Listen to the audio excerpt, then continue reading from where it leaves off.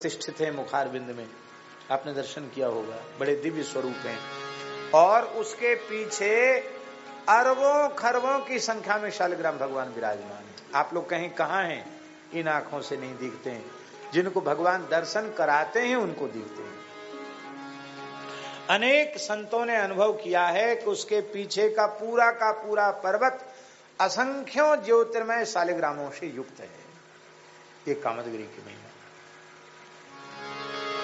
अरविंद बदन अरविंद नयन करते अरविंदज बंदन है। अरविंद हस्त पाद अरविंद पाद अरविंद माल रघुनंदन है। ऐसे अरविंद रूप राघव के स्वरूप गिरि कामद है।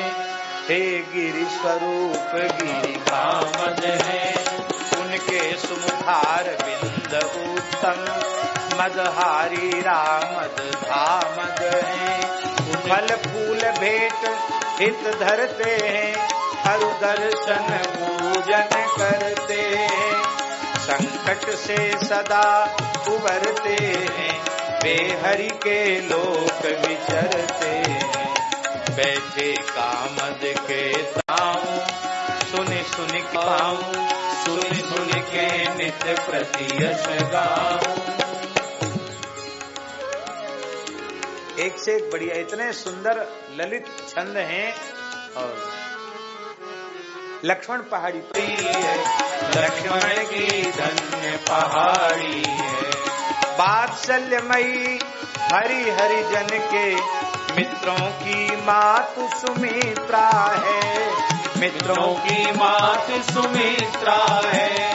उसकी गोदी में लक्ष्मण की छवि छाजी परम विचित्र। गिरि गोदी कामदगिरि गौरव के वर्धक। श्री सीताराम सदा सोए कुटी विकटी भ्रकुटी सो मन मोहे। उसके निकट ये श्री रामानुज श्री लक्ष्मण जी का तीर्थ है। यहाँ श्री लक्ष्मण जी नित्यावगाहन मंदाकिनी में करते हैं, इसलिए है जहाँ परमहंस स्वरूपी भगवान प्रकट हुए थे। आगे उसके क्रतुशौच नाम का तीर्थ है, इसमें हंस भगवान ने स्नान किया था, इसलिए तो अत्रि अनुसुईया आता है।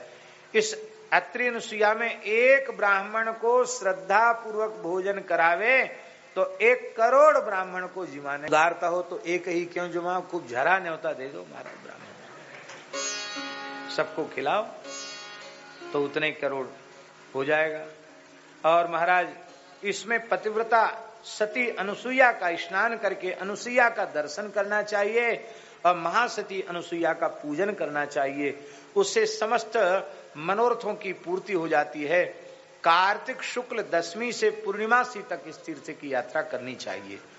जहाँ मंदाकिनी उत्पन्न हुई है वो बड़ा पवित्र तीर्थ है। अनुसुईया जी का पवित्र चरित्र पहले कहा जा चुका है। और वहीं अंजनी नंदन हनुमान जी भी विराजमान हैं। मंदाकिनी के जल में स्नान करके हनुमान जी का पूजन करना चाहिए। और उसके बाद में पाप मोचनिका नाम की शिला है, उसके दर्शन से ही सारे पाप नष्ट हो जाते हैं। यहाँ जो फटिक शिला में जो पर्वत है जिसकी रज कुछ चंदन के जैसे वर्ण की है, उस रज के बारे में इस महात्मा में लिखा है कि राम जी के चरणों की, किशोरी जी के चरणों की रज ही इकट्ठी होकर पर्वत हो गई।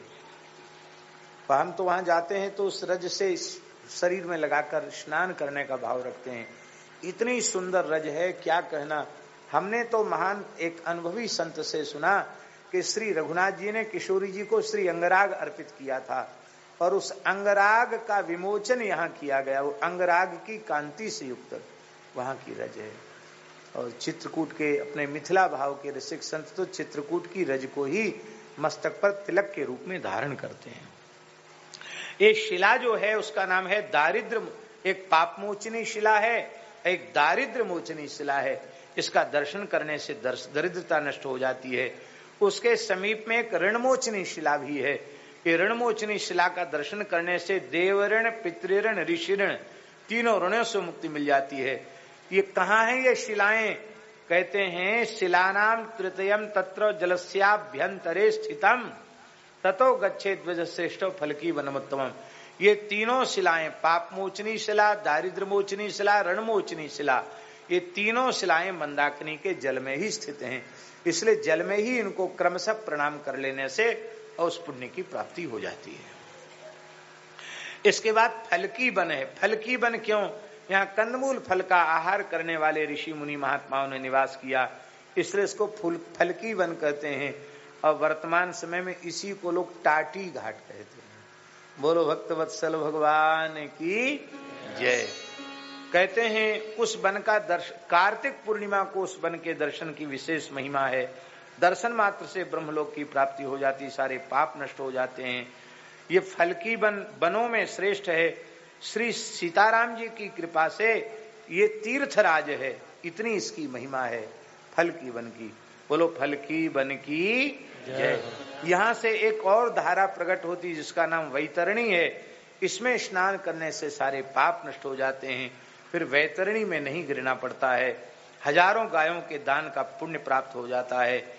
1 कोष तक ऋषभ नाम का तीर्थ है। 3 रात्रि उपवास करने से सुमेध यज्ञ का पुण्य प्राप्त होता है।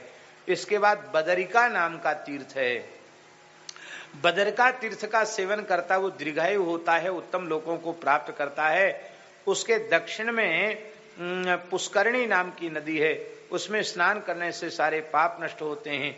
यहाँ इंद्र ने 100 यज्ञों को करके वृत्तासुर के बधजन्य रूपी पाप से विमुक्ति प्राप्त करके और वे पुनः देवराज इंद्र के रूप में शोभायमान हुए थे। यत्र क्रतुशतं कृत्वा देवराजो विराजते विप्रेंद्र तस्याम पापाद वृद्ध वधात तत्र निर्मुक्तोर्त्रदशेश्वरः, ऐसा भी वर्णन है। कहते हैं शरभंग आश्रम भी चित्रकूट क्षेत्र में है। शरभंग ऋषि का आश्रम है। शरभंग वेद वेदांग के पारंगत विद्वान महापुरुष थे। उन्होंने यज्ञ किया, विधिवत श्री राम जी का पूजन किया और आश्रम के यज्ञ कुंड में ही योग अग्नि में अपने देह का विसर्जन किया, योगाग्नि में अपने शरीर को भस्मसात किया। उस कुंड से जो पवित्र नदी उत्पन्न हुई है वो सर्वभंगी गंगा, उसमें स्नान करने से गंगा स्नान का पुण्य प्राप्त हो जाता है। 1 सहस्त्र गोदान का पुण्य प्राप्त हो जाता है। उसके पश्चिम में दंडक नाम का तीर्थ है, इसमें दर्शन करने से पाप मुक्त हो जाता है। इसके बाद सूर्य कुंड है। सूर्य कुंड में स्नान करने से सूर्य लोक की प्राप्ति होती है। उसके निकट में कन्या तीर्थ है, उसका दर्शन करने से सारी कामनाएं पूर्ण हो जाती हैं। और तस्सेव निकटे विप्र तुंगारण्यम च पर्वतम, तुंगारण्य है। तो ये तुंगारण्य वहां से आरंभ होता है जहां से गुप्त गोदावरी, वहां से आरंभ होकर ओरछा तक जाता है तुंगारण्य। वहां से लेके ओरछा तक पूरा तुंगारण्य है। इसलिए राम राजा सरकार के संबंध में भी एक प्राचीन दोहा प्रचलित है, आरती स्तुति में गाया जाता है। तुंगारण्य प्रसिद्ध हैं, नीर भरे भरपूर, और बेत्रवती गंगा वहें, पातक हरन जरूर। ये दोहा वहां प्रसिद्ध है। महर्षि तुंग की तपस्थली होने से इसका नाम तुंगारण्य हुआ।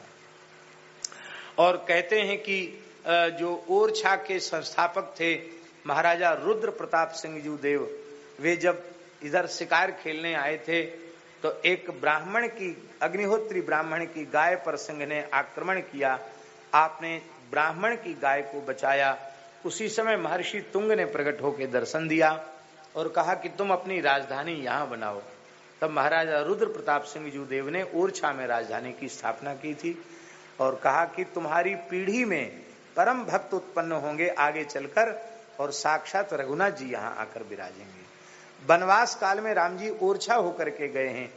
ओरछा में आगे कौन सी जगह है वो नाम भूल जाते उस गांव का, पहाड़ के ऊपर स्थान है जहां राम जी 3 दिन विराजे।